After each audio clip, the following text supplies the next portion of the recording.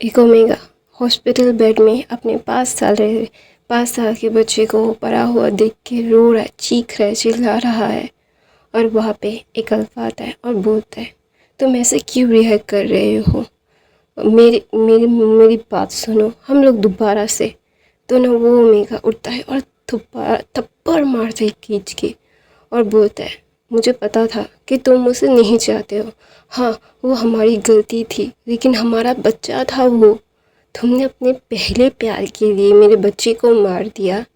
5.5 साल के बच्चे के बोन मैरो ले लिया तुमने।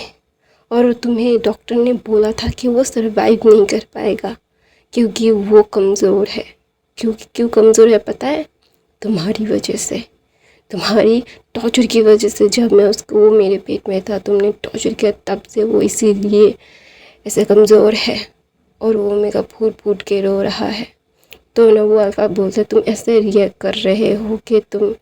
तो बोलता है, मैं किससे बात कर रहा हूँ जिसे अपने बच्चे की मौत का कोई कमी नहीं है, जिसकी आंखों में आंसू तक नहीं है। उसकी फैमिली उसके पहले प्यार को कंसोल करने गई है। मेरे बेटे की लाश को नहीं देख रहे हैं वो लोग वो उस इंसान को देख रहे हैं जो जो ठीक था, जिसने प्लान करके मेरे बच्चे को मार दिया।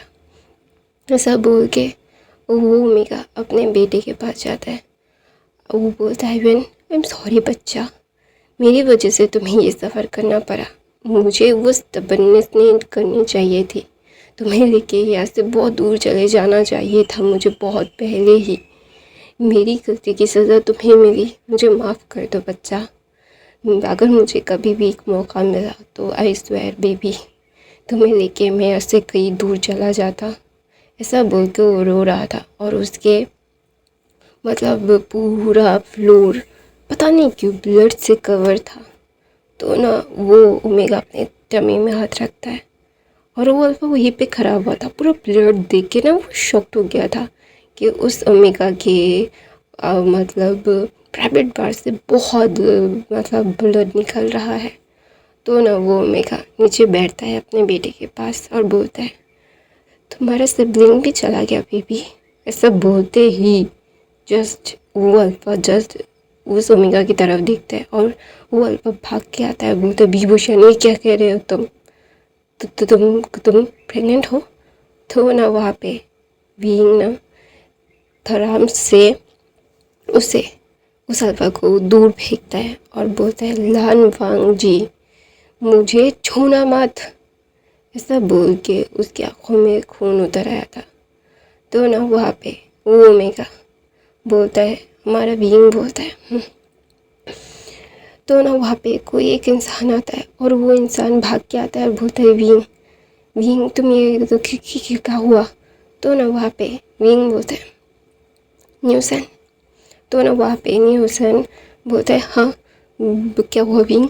बोलो मुझे, तुम क्या चाहिए? मैं वो क्या कर सकता हूँ तुम्हारे लिए? तो बोलता है, कुछ नहीं, just give me the paper. तो ना वो पेपर पे बीइंग साइन करता है और बोलता है, मेरी अब अडॉप्टेड मदर को मेरी लाश दे देना।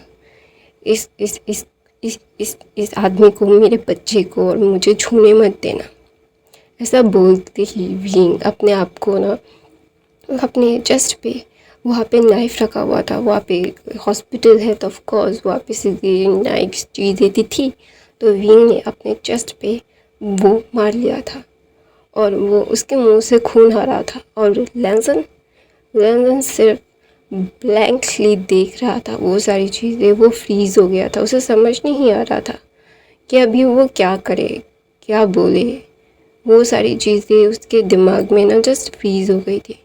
तो अचानक से बहुत सारे लोग वहाँ पे आ गए और एक लेडी जो मिडिल एज मतलब 52 की थी, वो आती है और भाग के बीइंग को अपनी बाहों में लेके बोलती है, तुम एक बार बोल देते तो सारी चीज़ें तुम्हारे लिए हो जाती। तुमने क्यों खुद को हर्ट किया बीइंग? ये मैडम यो थी बीइंग की अडॉप्टेड मदर। जैंग फैमिली के सारे लोग देख रहे थे। तो ना वहाँ पे वांग जी ना जस्ट बीइंग को छूने के लिए आ रहा था। तूनी हुसैन ने मैडम यू को वो पेपर्स दिया और एक लेटर दिया। तो उस लेटर पे लिखा था, मेरी अडॉप्टेड मदर, दुनिया जानती है आप मुझसे नफ़रत करती है, क्योंकि मुझे पता है आप मुझसे कितना प्यार करती है। हाँ, दुनिया के सामने आपने मुझे बहुत कोल्डली हार्शली बिहेव किया है। इस दुनिया को मतलब दुनिया में सबके सामने आप बुरी बनी है, मुझे पनिश किया है। लेकिन मुझे पता है आपने मुझे स्ट्रॉन्ग बनाया है। लेकिन मैं नहीं जानता मैं और कितना सरवाइव कर सकता हूँ।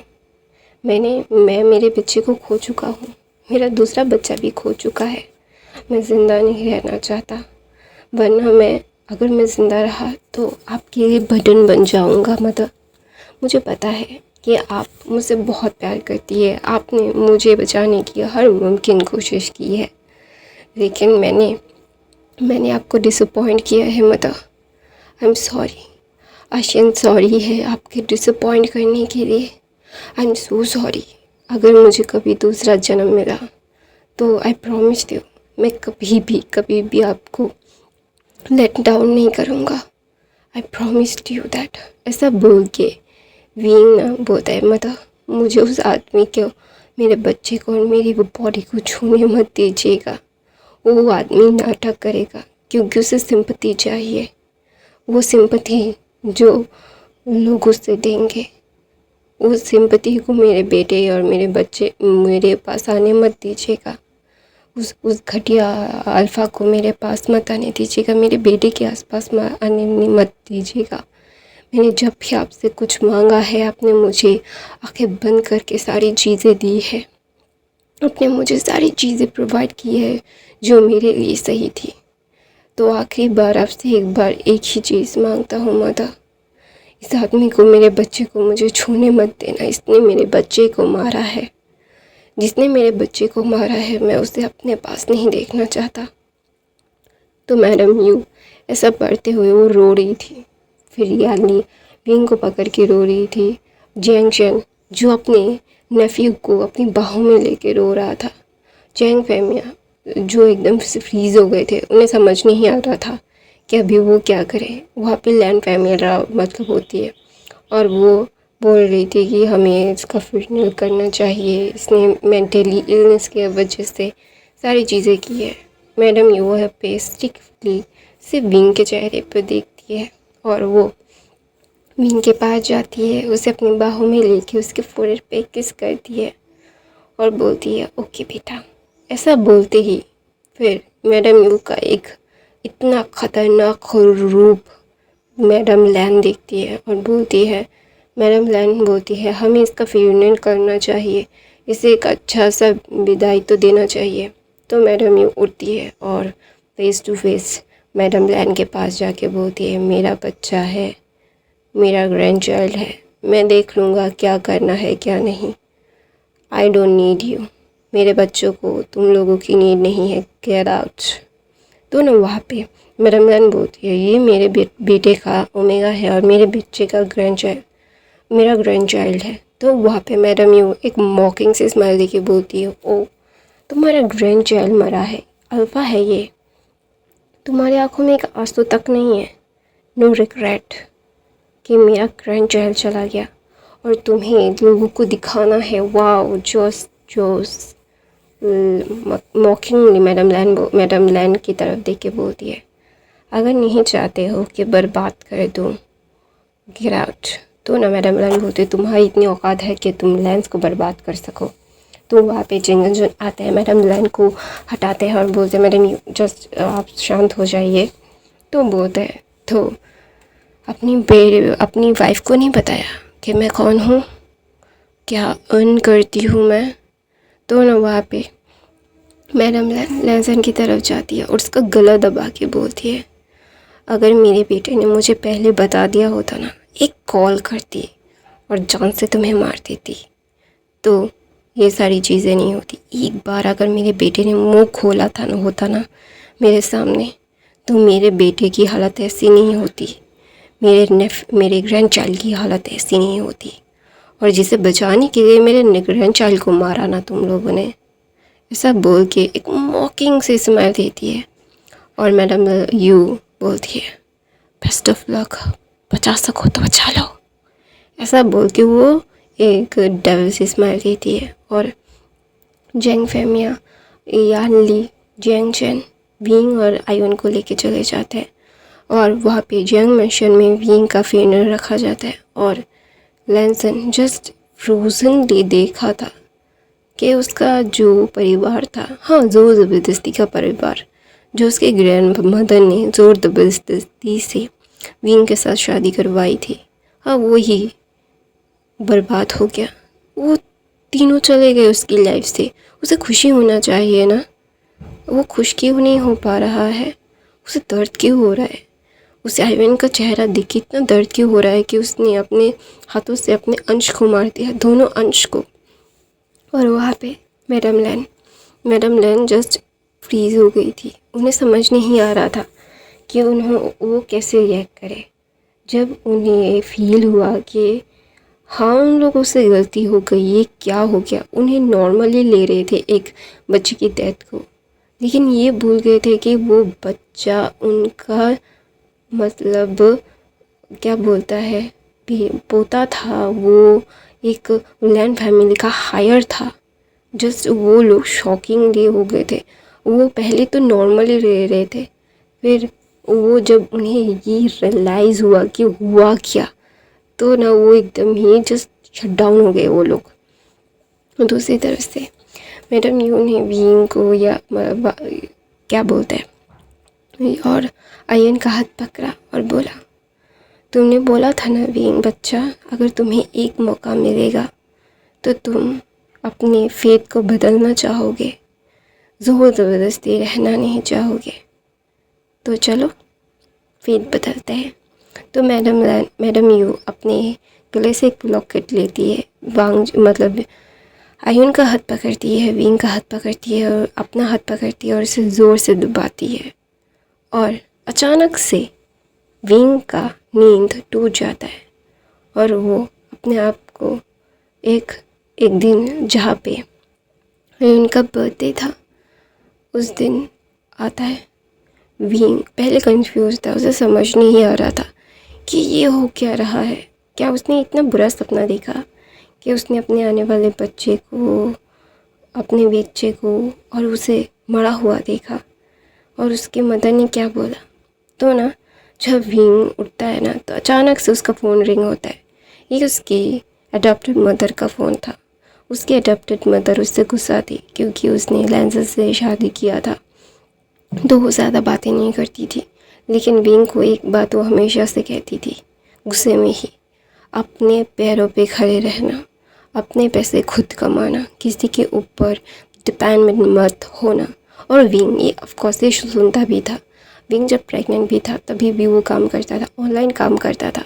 वो असाइनमेंट्स लेता था जो बहुत बड़ी बड़ी कंपनीज़ के लोगों से हायर करते थे और उसे मतलब डॉलर में पे करते थे। और इसके बारे में सिर्फ मैडम यू को पता था और किसी को भी नहीं, क्योंकि मैडम यू ने ही उसे ये सारी चीज़ें सिखाई थी। तो ऑफ कोर्स मैडम यू को पता था। तो जब मैडम यू का फ़ोन देखता है, पूरे 4 साल बाद मैडम यू ने कॉल किया था। हाँ वो मिलते थे फ्रिक्वेंटली, जब विंग जियांग मैंशन में जाता था तब मैडम यू से मिलना होता था। वो गुस्सा करती थी, बातें सुनाती थी, लेकिन मैडम यू ने 4 सालों में, 4.5 सालों में उससे कभी फ़ोन अपने से फ़ोन नहीं किया। तो ना वहाँ पे मैडम यू एक ही बात बोलती है, रिग्रेट मत करना, वापस आए हो तो उसका पूरा का पूरा यूज़ करना। फेथ चेंज करना चाहते थे ना तो करो। तो वहाँ पे विंग एकदम फ्रीज़ हो गया था और बोलते हैं मदर, तो बोलते हैं अभी क्या सपना लग रहा है। तो वहाँ पे विंग बोलते हैं मदर क्या है वो सच है। तो मैडम यू एक मॉकिंग सी स्माइल देखिए बोलती है यस, एक नया सवेरा हुआ है तुम्हारा, तो क्या चेंज करना नहीं चाहोगे अपना फेथ और अपने बच्चे का फेथ। तो वहाँ पे ना विंग ना जस्ट फ्रीज हो गया था और बोल रहा था mother help me, I want to go out with this, I don't lose my, I really don't want to lose my baby, I really don't want to lose Ivan, please mom just help me, I want to leave this place as soon as possible. तो ना वहाँ पे madam you एक मुस्कुरा देती है और बोलती है you have 5 days then he come. तो वहाँ पे विंग बोलता है मॉम मैं वो भी नहीं चाहता, मैं अभी के अभी भी आयुन को लेके ऐसे निकल रहा हूँ और आप मेरी मदद करोगे। तो ना वहाँ पे मैडम यू बोलती है okay live it the place right now.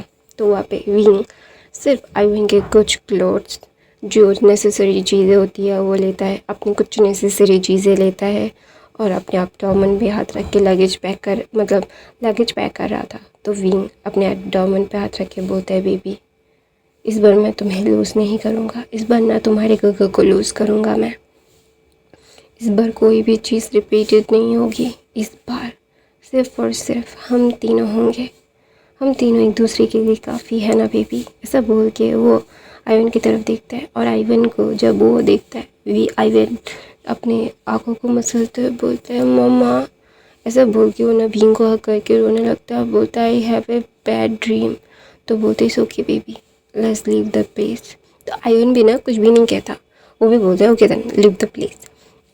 वो अपने मदर के साथ 2 लगेज लेके नीचे आता है, लगेज लेके भीम ना नीचे नहीं आता। तो ना वहाँ पे एक सर्वेंट है बटलर शॉन बोलते हैं यंग मास्टर आप इतनी जल्दी उठ गए। तो ना वो आइवन को बोल रहा था। तो आइवन बोलता है हाँ मेरी आइस खुल गई थी इसीलिए। तो ना वो बटलर शॉन को आइवन बोलता है वहाँ पे 2 लगेज है प्लीज़ नीचे उतार देंगे, मेरी मम्मा नहीं उतार पाएंगी, वो बहुत भारी है ना, मेरे सारे टॉयज़ है वहाँ पे। तो वहाँ पे वो यंग मास्टर है लैंड फैमिली का, of course everyone want to listen to her. तो वहाँ पे बटलर शॉन नीचे लाते हैं। तो वहाँ पे एक कार ड्राइव होती है और वहाँ पे मैडम यून आती है। सारे लैंड सर्वेंट्स जस्ट शॉक्ड हो गए थे मैडम यू को देख के। तो वहाँ पे मैडम यू अपने ड्राइवर को बोलती है टिकट। तो वहाँ पे विंग घूमता है और ग्रैंडमा के कमरे की तरफ जाता है। हाँ उसे पता है ग्रैंडमा भी बुक पढ़ रही होंगी। तो आइवन ना अपने ग्रैंडमा को जाके पकड़ लेता है क्योंकि उसे पता है ये ग्रैंडमा उसकी मदर को हाँ बहुत डांटती है, बहुत कुछ कहती है, लेकिन उसे बहुत प्यार करती है।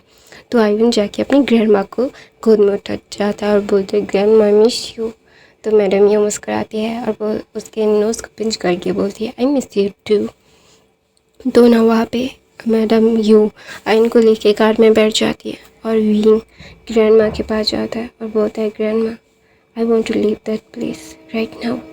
तो ग्रैंडमा मुस्कुराती है और बोलती है मुझे पता था एक ना दिन ये आएगा, तो तुम श्योर हो तुम जाना चाहते हो। तो ना वहाँ पे विंग ना डिवोर्स पेपर जो साइन किया हुआ था विंग का कस्टडी और आने वाले बेबी का कस्टडी पेपर्स पे साइन करने के लिए बोलता है ग्रैंडमा मैंने आपसे कभी कुछ नहीं मांगा, आपने जब भी मुझे बोला कि आप मुझे देंगी, मैंने एक दिन बोला था कि जब सही समय आएगा तो मैं अपनी चीज़ खुद मांग लूँगा, तो मैं मांग रहा हूँ आपसे। तो वहाँ पे ग्रैंडमा विंग के फोरहेड पे किस करती है, उसके बालों को रफल करती है और बोलती है ओके जाओ मिल जाएगा तुम्हें तुम जो चाहते हो। तो वहाँ पे विंग ग्रैंडमा को हक करता है और बोलता है you are the best grandma in the world, आपकी वजह से मुझे ग्रैंडमा का प्यार मिला है और थैंक यू सो मच मुझे इस घर में वेलकम करने के लिए।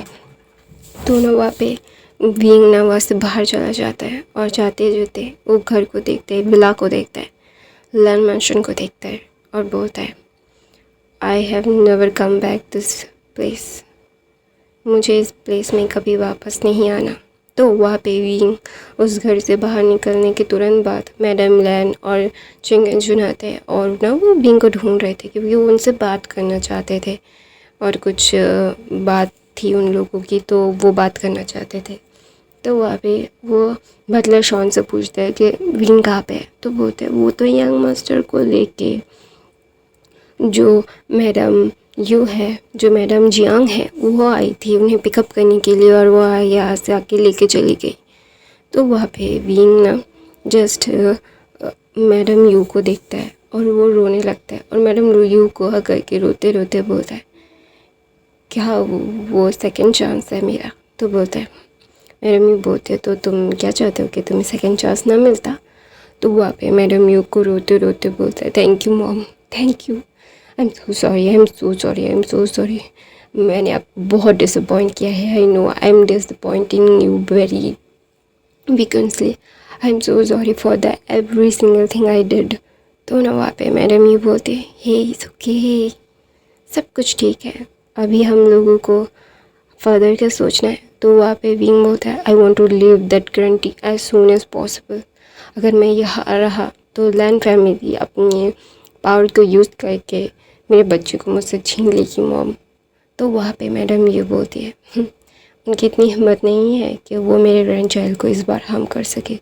उस बार मुझे पता नहीं था, इस बार मुझे पता है। और वहाँ पे आइवन फ्रंट सीट पे बैठ के मतलब वो ना खेल रहा था और वो सारी चीज़ें सुन रहा था और उसके चेहरे पे एक मुस्कुराहट आती है और वो ना कुछ भी नहीं कहता, वो खेलने में बिजी था। ऐसा लग रहा था कि वो खेलने भी बिजी है, लेकिन आइवन सारी चीज़ें सुन रहा था एक वर्ड टू वर्ड। आइवन लैन वांगजी की तरह शार्प माइंडेड, बहुत ही ब्रेव, बहुत ही ज़्यादा क्लेवर है। वो एक अल्फ़ा है और वो अपने फादर की तरह बहुत इंटेलिजेंट है। वो अनदर बच्चे 4-5 ईयर के जो खेलने में बिज़ी होते हैं वो एक्टिविटीज़ करता है उसके माइंड को शार्प करने के लिए। तो ऑफकोर्स लैन वांगजी की तरह ही लैन वांगजी का बच्चा इतना ज़्यादा क्लेवर है, इतना ज़्यादा शार्प माइंडेड है। और आइवन भी जानता है अभी वो नहीं चाहता कि अपनी मदर को कोई ट्रबल करे, तो वो खेल रहा था। तो वहाँ पे मैडम यू बोलती है, तुमने अभी तक कुछ भी नहीं खाया। तो मैडम यू चियांग मैंशन में विंग को नहीं लेके जाती, एक सिक्योर अपार्टमेंट जहाँ पे लग्जूरियस अपार्टमेंट था वहाँ के टॉप फ्लोर पे जाता है। और वहाँ पे मैडम ये बोलती है, कुछ सारी चीज़ें ख़त्म होने के बाद you have to go out of that country. लेकिन मैं नहीं चाहता कि फ्यूचर में तुम्हें और तुम्हारे बच्चों को कोई प्रॉब्लम हो, तो सारी चीज़ें ख़त्म होने के बाद ही तुम आउट ऑफ द कंट्री जाओगे। ये बहुत ही ज़्यादा हाई सिक्योरिटी लेवल अपार्टमेंट्स है और यहाँ पे लंच का कोई प्रॉपर्टी नहीं है, डोंट वरी अबाउट इट। मुझे पता है ये सारी चीज़ें।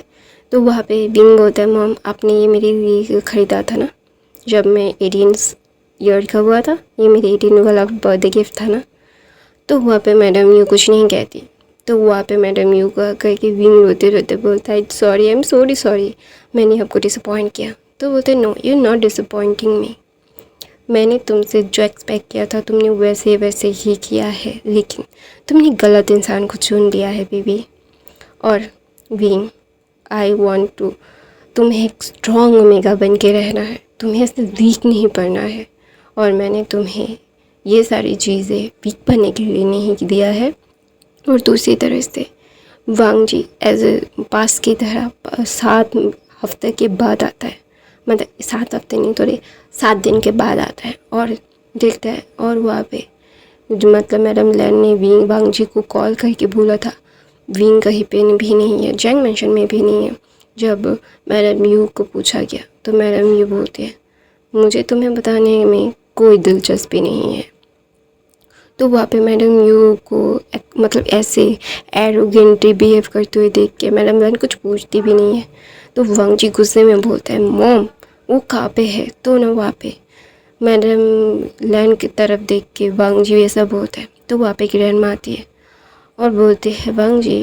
तो वांगजी अपने गुस्से को कंट्रोल करता है और बोलता है, कुछ चीज़ें हैं, कुछ प्रॉपर्टीज़ हैं और कुछ चीज़ें हैं तुम्हें साइन करनी है। तो ना वहाँ पे वांगजी बोलता है, grandma I am really busy right now. तो मैडम लैन बोलते, नहीं तुम्हारी ग्रैंडमा कुछ कह रही है तो सुनो, और वो जहाँ पे साइन करने के लिए बोल रही है वहाँ पे साइन कर दो। तो वांगजी वैसे ही अपने पहले प्यार के हेल्थ को लेकर परेशान था, तो वो चीज़ों पे साइन कर देता है।